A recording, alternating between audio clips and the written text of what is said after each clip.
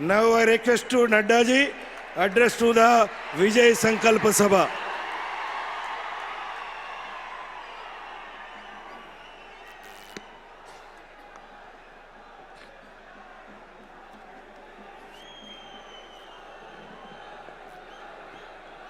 बोलिए भारत माता की, भारत माता की, भारत माता की।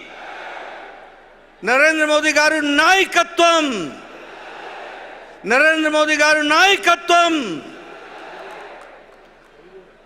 आज के इस सभा में उपस्थित भारत के यशस्वी प्रधानमंत्री, हम सबके प्रिय सम्मानीय श्री नरेंद्र मोदी जी, आज के कार्यक्रम में इस विजय संकल्प रैली में मंच पर उपस्थित भारतीय जनता पार्टी के सभी पूर्व राष्ट्रीय अध्यक्ष, मंच पर उपस्थित हमारे सभी प्रदेश के मुख्यमंत्रीगण, केंद्र सरकार में मंत्रीगण, वरिष्ठ नेतृत्व, सम्मानित मंच और यहां इस विजय संकल्प रैली में एकत्र आए इतनी बड़ी संख्या में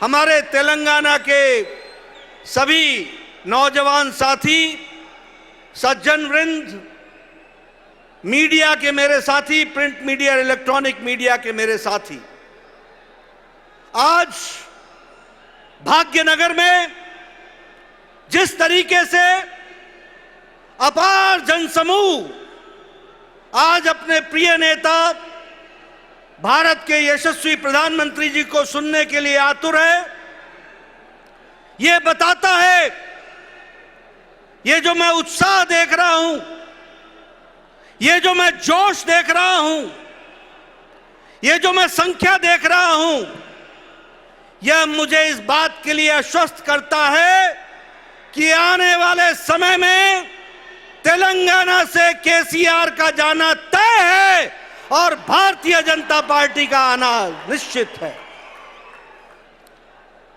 मित्रों, मैं आपके और प्रधानमंत्री जी के बीच में बहुत देर नहीं रहूंगा। मुझे मालूम है कि आप सब लोग उनको सुनने के लिए आतुर हैं, लेकिन मैंने तेलंगाना की बदलती तस्वीर देखी है। मैं विधानसभा के चुनाव में यहां चुनाव का प्रभारी था, उस समय का वातावरण भी मैंने देखा है और उसके बाद का भी मैं वातावरण देख रहा हूं। जगह जगह पर जिस तरीके से लोग केसीआर की सरकार से त्रस्त हैं, उनके भ्रष्टाचार से त्रस्त हैं, उनके सरकार के अनाचार से त्रस्त हैं और जिस तरीके से विपक्षी दलों को कुचलने का कुत्सित प्रयास कर रहे हैं, तेलंगाना की जनता जो बड़ी जागरूक जनता है, उसने तय कर लिया है कि केसीआर को घर बैठाना है और भारतीय जनता पार्टी को लाना है, इस बात को तय कर दिया है। मित्रों, मैं यहां ग्रेटर हैदराबाद म्युनिसिपल कॉरपोरेशन के चुनाव में भी आया था।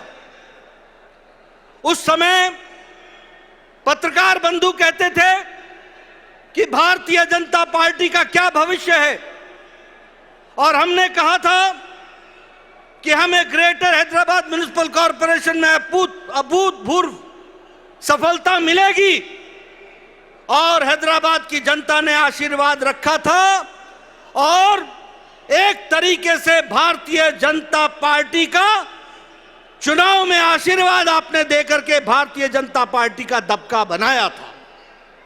लेकिन आप वहीं नहीं रुके, आपने दुबाका के चुनाव में जिस तरीके से रघुनंदन के माध्यम से धमाका कर दिया और एटला राजेंद्र के माध्यम से हुजूराबाद में हजूर को घेर दिया, गिरा दिया, ये बताता है कि आने वाले समय में भारतीय जनता पार्टी को आपने आशीर्वाद देना तय कर लिया है।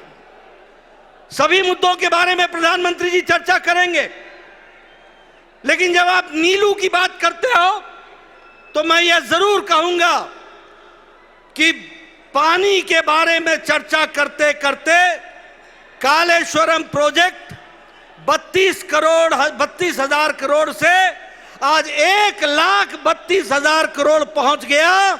ये केसीआर का एटीएम बन गया, एटीएम बन गया। ये हमको समझना चाहिए।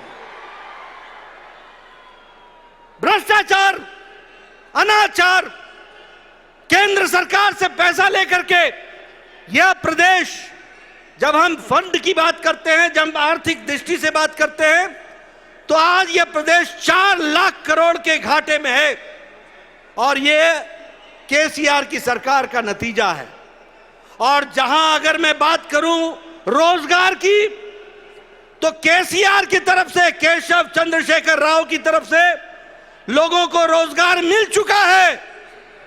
लोगों को रोजगार कैसे मिल गया है?